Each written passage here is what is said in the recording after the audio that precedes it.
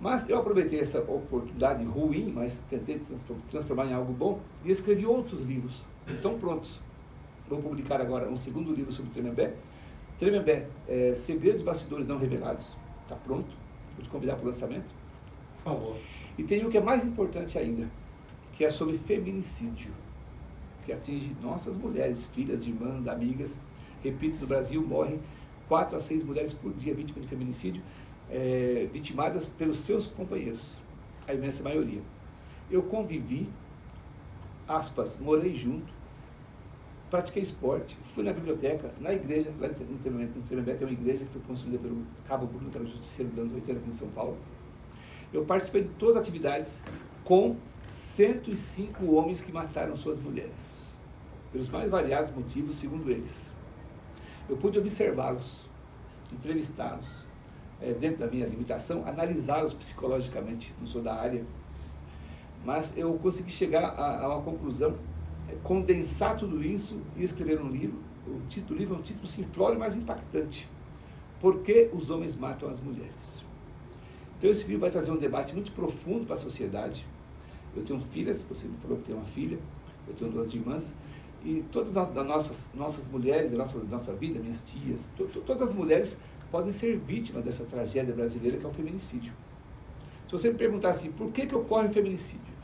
Não existe uma resposta, são várias. Eu estou ainda processando tudo isso para fechar o livro e publicar. E eu perguntava a todos os homens que mataram suas mulheres, por que você cruzou a linha vermelha? Eu criei essa expressão, a linha vermelha, quando o cara decide matar a mulher. E as respostas são as mais variadas. Nós estamos acostumados a ver na imprensa, principalmente a parte sensacionalista, matou porque é possessivo, se não for minha, não vai ser de mais ninguém. Isso existe bastante. Mas eu calculo que é cerca de 30% a 40% dos casos. Os outros, cerca de 60%, são vários motivos. Repito, eu convivi com todos eles. Morei junto no mesmo espaço, convivi diariamente.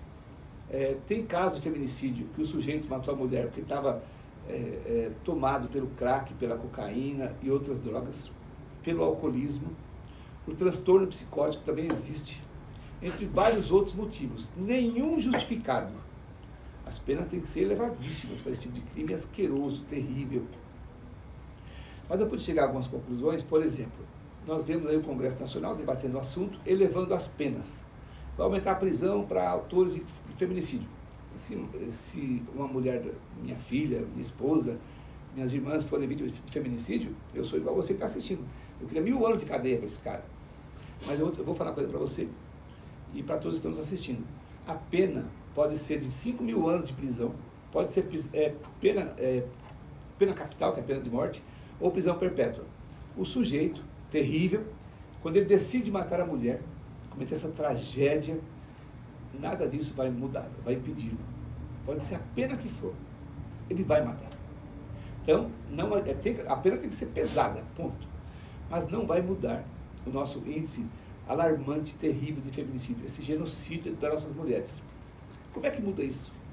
Complexo, mas convivendo e entrevistando esses homens e lendo todas as histórias. Além de entrevistá-los, eu lia tudo sobre eles, sobre o crime, alguns eu conseguia parte do processo para ler. A conclusão que eu cheguei, em princípio, não dá para ter uma resposta exata, ninguém tem. Feminicídio não vai acabar. Nunca. Pode ser que seja reduzido, mas não vai acabar enquanto nós continuarmos com a mentalidade provinciana. Por quê? Quando nosso país foi descoberto, os europeus vieram para cá com a mentalidade patriarcal, que junto com o machismo gera a violência contra a mulher, que culmina com o feminicídio. Nós, desde criança, você é mais jovem do que eu, nós somos ensinados dentro de casa, por nossos pais, tios, avós, a sermos machistas. Ainda hoje acontece muito isso. Muito. E na escola é a mesma coisa. Nós somos treinados para sermos machistas. O machismo gera o quê?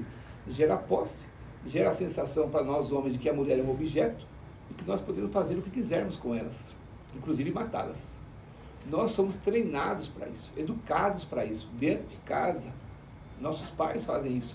A imensa maioria, ou quase todos, inconscientemente, por falta de cultura, educação. E eu não posso generalizar. Tem milhões de casas onde os pais desenvolvem educação com os filhos, ensinam aos seus filhos que homem e mulher são iguais, que a mulher não é subjugada, não deve ser subjugada pelo homem. Existem muitas famílias que fazem isso, mas a imensa maioria não. Vão ver uma cultura, através de programa de televisão, cinema, todos esses 500 anos de mentalidade patriarcal, culmina em nós sermos educados a sermos machistas. E depois, o que gera isso? A gente casa, eu falo a gente, generalizando, mas evidentemente que isso é uma parte que acaba no feminicídio. Quando a gente é ensinado a ser machista, misógino, misoginia, o ódio às mulheres, nós estamos contribuindo para o feminicídio. Quando eu ensino meu filho de que a mulher é um ser inferior, de que a mulher é menos inteligente que o homem, de que a mulher tem que ser submissa ao homem, isso não existe, não deveria existir. Quando eu faço isso, quando a gente faz isso, nós estamos contribuindo para o feminicídio, contribuindo para a violência contra a mulher, nós estamos matando pessoas. Então, como é que acaba com o feminicídio no Brasil? Cultura, educação, família, se possível estruturada, a dissolução das famílias contribui muito para vários problemas, incluindo a violência e também no machismo. As escolas, salvo raríssimas exceções, não fazem trabalho algum quanto à conscientização da molecada, das crianças, em relação ao machismo, misoginia, a igualdade entre homens e mulheres. Não faz. Faz um programinha aqui, um cartaz ali, uma faixa ali, o Dia Internacional da Mulher, 8 de março, mas tudo faz de conta. De verdade, o Brasil não trata da questão do machismo, da educação em casa e na escola. Então, só vai mudar, só vai acabar o feminicídio, ou reduzir drasticamente, com uma nova mentalidade. Fazer cartilha não resolve. A gente vê uma imprensa tão forte, uma mídia tão forte, e hoje as redes sociais com um poder tão grande, ninguém fala disso. Todo dia morrem 6 mulheres, em média. A gente vê grandes influenciadores digitais, 80, 90, 50 milhões de seguidores, artistas, esportistas, ninguém fala disso. É de uma hipocrisia. O cara fica lá ganhando milhões com seus 50, 80, 100 milhões de seguidores, mas não toca no assunto sobre feminicídio, sobre respeito às mulheres, entre outros assuntos importantes. É de uma futilidade, de uma inutilidade, a imensa, mas não são todos. Tem muita gente que tem muitos seguidores e que contribui com a sociedade com as suas opiniões, mas a imensa maioria não quer saber de nada. Só quer saber de encher os bolsos com seus milhões de seguidores e não contribui. Feminicídio acaba dessa maneira. Acaba não, reduz, porque eu acho que não vai acabar. Eu gostaria que fosse diferente. E para concluir esse raciocínio, quando você educa seu filho a ser machista, os seus atos, atitudes, você está matando alguém, contribuindo. Quando você é racista, ensina seus filhos a ser racistas, você está matando alguém. Quando você é xenófobo, é contra vir pessoas de outro país para cá, de outros estados, para São Paulo, ou para qualquer outro estado, você está contribuindo para a morte de muita gente. Então, no dia a dia, nós somos assassinos. Quando nós somos machistas, misóginos, racistas, homofóbicos, muito bem lembrado, morrem milhares de homens e mulheres no Brasil em razão da sua opção sexual, que é um absurdo. Isso tudo é educação.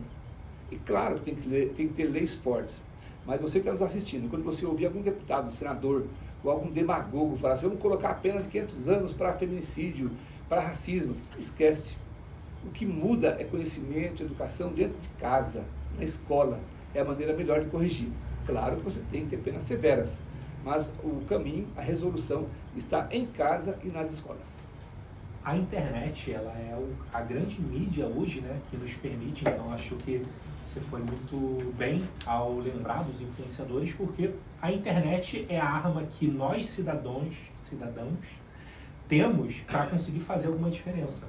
Já que talvez alguém na política, alguém na TV não está falando, não está dando luz a um tema que é importante, nós que estamos criando conteúdo na internet e temos muitos seguidores, podemos fazer isso. Inclusive, o Hype, quando eu digo que aqui a gente preza muito em fazer conteúdo de valor, porque dentro do entretenimento tem que ter esse tipo de debate. Porque você pesca as pessoas por algo, por Tremembé, mas você acaba trazendo ela para uma mensagem que, bom, as mídias às vezes não estão dando tanta atenção. Muito bom o seu ponto, eu acho que foi muito legal ouvir, né, principalmente de quem tem propriedade. Eu estou usando bastante a palavra propriedade porque é o que denomina, né? Você vivenciou lá, você teve a oportunidade de entrevistar as pessoas. Eu achei, cara, de certa forma, genial você ter usado o seu tempo ali em Tremembé e isso até deve ter te ajudado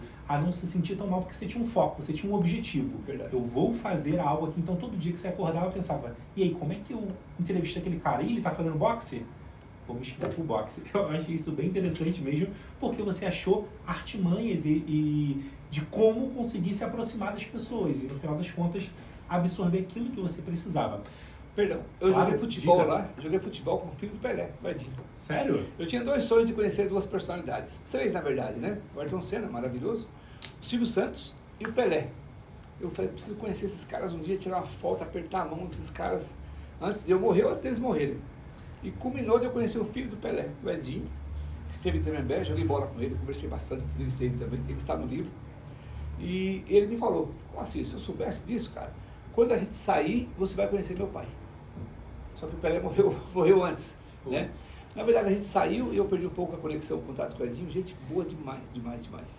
E não consegui, né? E eu queria não esquecer de um detalhe, para o seu público, né? Que eu sei que tem todas as idades, mas tem um segmento jovem que é o maior. Mas o que eu vou falar vale para todos. Em Tremembé e nos demais presídios, as pessoas vão se chocar ao ouvirem isso. Tem muita gente honrada, de família reta, família decente, bastante. Mas como que eles estão lá? Perderam a cabeça numa balada, numa briga de trânsito, numa briga com a mulher, ou em outras situações, e acabaram cometendo um crime. Um exemplo aqui prático, eu tenho autorização de usar o nome dele. Valcirley, advogado de Mogi das Cruzes, respeitado, família íntegra. Estava num barzinho, domingo com a esposa, tomando lá um negócio. Ele saiu para ver alguma coisa e o sujeito chegou e foi conversar com a mulher dele. Ele tinha tomado umas, começou a discutir com o cara, saiu na pancada, na porrada, ele deu um soco no cara, o cara caiu, bateu a cabeça e morreu. E foi preso, Valcirley, um homem honrado, decente, cometeu um erro grave de brigar no bar, tá? Mas acontece. E pode acontecer com você que está assistindo, com todos nós, contigo, pode acontecer uma briga de trânsito, perdeu a cabeça e vai parar no presídio, está lotado. Então cuidado, você que vai beber na balada, vai dirigir, muito cuidado. Conheci um monte de gente como você, honrado, decente, vida limpa, que foi parar no presídio, que perdeu a cabeça e perdeu a expressão, fez uma merda. E foi parar lá. Está cheio. Então muito cuidado, porque, eu repito, eu vi muita gente. Eu não acreditava, não é possível esse cara. Profissão tal, nunca passou um cheque sem fundo, nunca brigou com ninguém e estava preso. Porque fez uma besteira do trânsito, repito, na balada, em qualquer lugar, e foi dar uma de machão, de violento, e acabou preso. Então, isso acontece muito no Brasil. Nós temos muita gente honrada que foi presa por uma besteira, ter perdido a cabeça, por exemplo, numa briga de trânsito. Faz sentido demais. E é super importante, de fato, a Perigoso. mensagem. Antes da gente entrar nas perguntas, eu quero só trazer mais uma coisinha de Tremembé. Tá? Eu vi já algumas entrevistas suas e eu acredito que seja até real mesmo que a série Tremembé, toda a parte masculina foi baseada no seu livro. Eu acho que isso faz total sentido. Só que eu sei que no teu livro, por mais que ainda não tenha lido ele, mas que eu estudei o que tem lá dentro, não tem nada falando sobre a parte homoafetiva que aparece na série. Principalmente a questão do Christian Cravinhos lá, que é algo que viralizou, toda calcinha. essa parte, a calcinha, não, acho que a calcinha foi o que viralizou, mas eu acho que o que pega mais é o relacionamento homoafetivo dele lá, com muito detalhe, a ponto dele ter largado a mulher, de certa forma, para ficar com outro caso que ele estava tendo lá dentro, e depois ter... A série, ela adentrou muito nesse universo, só que isso não é algo que tem dentro do seu livro.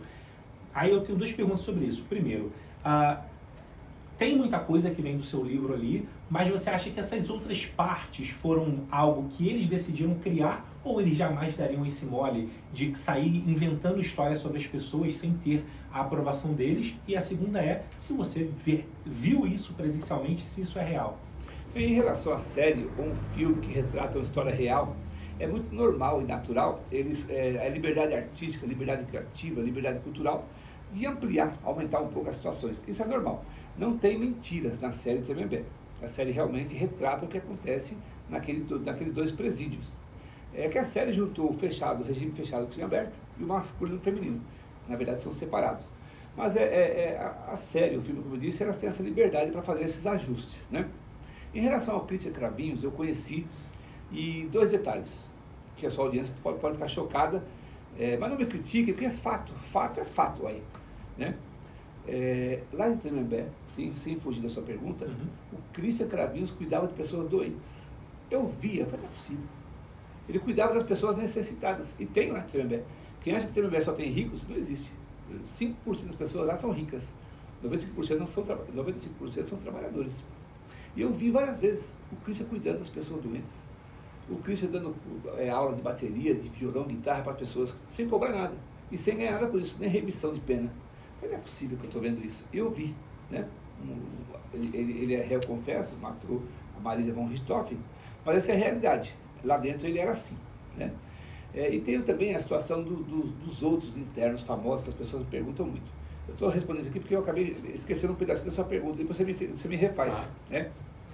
E para não esquecer, o tempo aqui passa tão rápido. A gente começou, já tem mais 1 hora, tem mais de 1 hora de entrevista, já não? Já 1h15 já. O Christian Cravinhos me relatou em uma de nossas entrevistas que quando ele estava entrando na mansão da família Richthofen, onde eles iriam matar o casal, ele soltou o porrete dele do chão para fazer barulho, segundo ele, para acordar o casal Richthofen. Porque, segundo ele, não queria cometer aquele crime. A delegada do caso, Cíntia Tucurunduva, muito competente, ela falou em várias entrevistas que o Christian Cravinhos era o mais inocente dos culpados, porque ele ficou sabendo em cima da hora que iria cometer aquele crime. Ele é réu, confesso, e ele me falou o seguinte: quando ele entrou na casa, deixou cair o porrete no chão para que o casal acordasse e eles não precisassem matar o casal. Nisso, a Suzane Costa ele fala assim: pô, Cris, que porra é essa? Você quer morrer também? Olha o grau de psicopatia dessa moça, a Suzane. Além disso, o Cris me relatou também que 2 dias após a morte do casal Richthofen, ele achava que a Suzane tinha ficado triste, revoltada, arrependida de ter mandado matar os pais. Ele comprou um buquê de flores brancas e foi ao encontro dela. Quando ele chegou perto dela, ele abraçou a Suzane para entregar um buquê de flores, para pedir perdão para ela por ter matado os pais dela, no que ela falou no ouvido dele, palavras dele. Ela falou assim, a Suzane von Richthofen: Cris, você não tem nada a pedir perdão, eu não tenho nada a te perdoar, você me deu uma vida nova. Olha quem é a Suzane von Richthofen. Então teve esses relatos, e tem um relato mais pesado ainda. Quando o casal foi morto, né, achava-se que os 2 estavam mortos, a Suzane subiu a escada, ela não ficou no sofá com a mão nos ouvidos, ela ficou montando a cena do crime, segundo o relato do Christian Cravinhos. Ela subiu para confirmar que os pais estavam mortos. A mãe dela emitia alguns sons, chama-se sons guturais, né? E ela pegou o porrete e acabou de matar a mãe.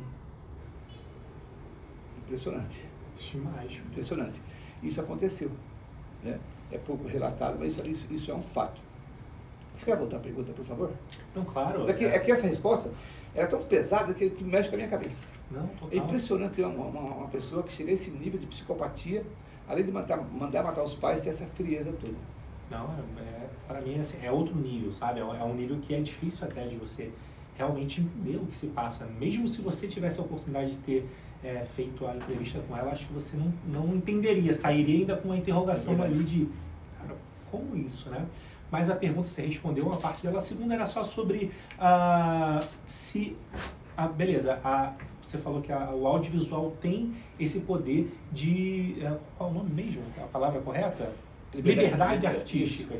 Mas eu acho que assim, poxa, eles foram por um lado, liberdade poética, mas eles foram por um lado que é muito específico. Se eles não tivessem com a maldade de querer, sei lá, achar, né, que aquilo ali iria manchar a visão sobre a sociedade, sobre o Christian, e falar, não, vamos fazer isso para queimar ele, coisa que eu acho que não é o caso, sabe?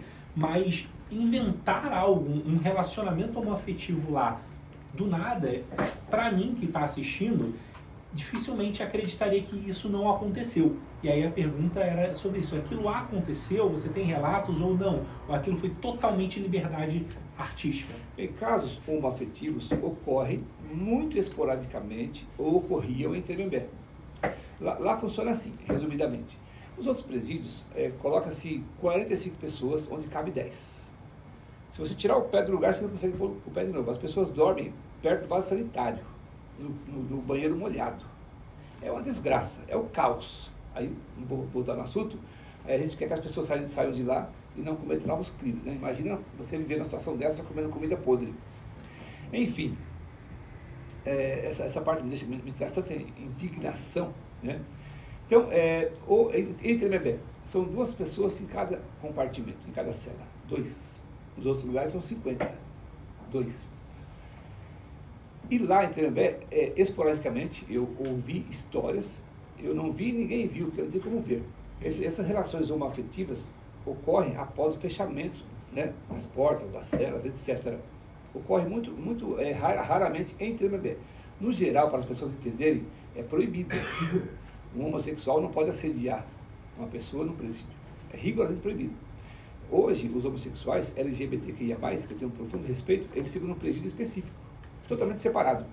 Então, em Tremembé, eu ouvi falar de relatos de relações homoafetivas, casos pontuais que ocorreram, mas antes de eu chegar lá, eu não presenciei e ninguém presenciou. No entanto, tem um rapaz que teria tido um caso com 15 cravinhos, ele tem aparecido na mídia e dado entrevistas, então eu não posso desmentir, nem posso confirmar, né? Mas eu sabia que lá acontecia casos sim, depois que fechasse as chamadas trancas. Mas assim, no dia a dia, nos corredores, é proibido. Ninguém, se tem relação homoafetiva, ninguém beija ninguém, ninguém pega na mão de ninguém, porque é proibido. Entendi, respondeu bem. Obrigado. Vamos para a pergunta da galera? Pergunta difícil, não, é só perguntas fáceis, hein? Daniel, cadê o livro?